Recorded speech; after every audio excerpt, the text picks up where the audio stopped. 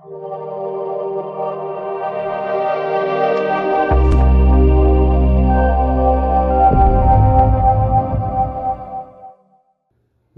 wa vituo vya kulelea watoto yatima wametakiwa kuwa na weledi na ubunifu kwa watoto wanaowalea katika vituo hivyo.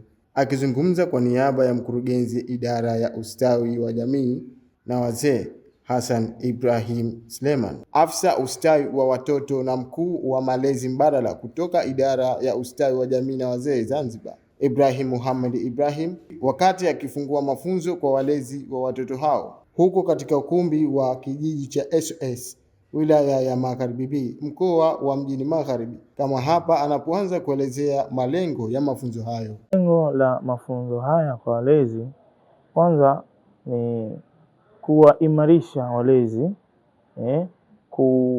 kuto kufanya yale malezi kimazoea kama walivyozoea.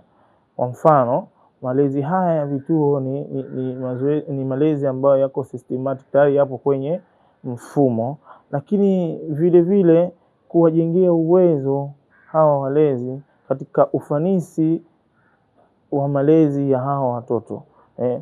Kwa mfano, watoto hawa tunaopokea katika vituo ni watoto wanaotokea katika sehemu tofauti tofauti na wanakuja na maadili kutokana kwenye jamii tofauti tofauti. Kwa hivyo ni vyema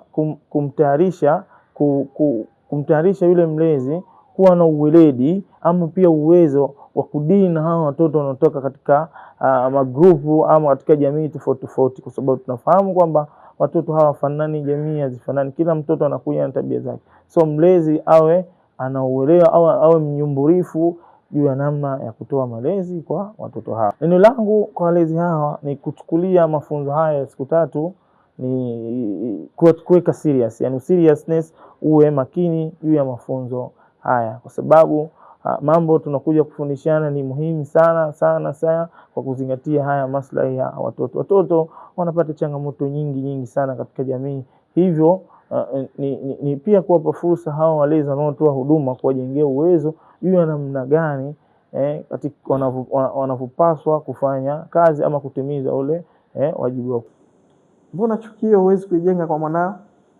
Kwa sababu yeye hana baba, hana mama, hana shangazi, hana mjomba. Wewe ndo mama yake, wewe ndo baba yake, wewe ndo shangazi yake, wewe ndo mjomba wake. Naomba sana walezi tushikamane, tuifanye kazi hii, tukibadilishe kituo cha Mazizini. Ikiwa atakuja mtoto kwenye kituo cha Mazizini, kwa hakuna sababu nyingine zaidi ya kuja kituoni, lakini service ambazo atapokea za kimalezi ni service ambayo unaitoa ukiwa nyumbani kwako kwa watoto wako, kwa sababu mtoto wako anasoma leo kwa pesa hiyo unaolipwa kumshughulikia mtoto huyo. Tare, naomba tusapotiane, naomba tushikamane. Hii kazi ni nzito kusema la ukweli. Naomba tusitick box tusubiri mwisho wa mwezi. Tare, naomba coordination iwe kubwa kuhakikisha tunawaraise vizuri watoto hawa na tunakuwa na taifa zuri la baadaye. Nikiripoti Abdalla Balozi wa Sema Africa Media.